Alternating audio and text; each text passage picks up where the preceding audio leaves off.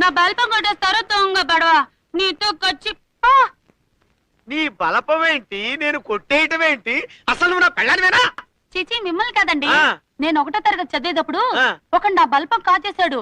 అప్పుడు నాకు గొంతు లేదు కదా, అప్పుడు అనాలనుకున్నమాట ఇప్పుడు బయటకు వచ్చేసింది.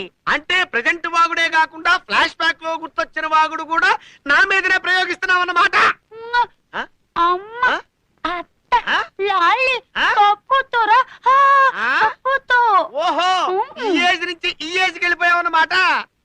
ఓసై లిల్లీ, ఆ. ఉప్పులకు పాడుకుందావా? ఉప్పులకు పాడుకోవడం ఏంటి? మీ ఫ్యామిలీలో ఇంత చిత్ర విచిత్రమైన ధోరణులు ఉన్నాయా?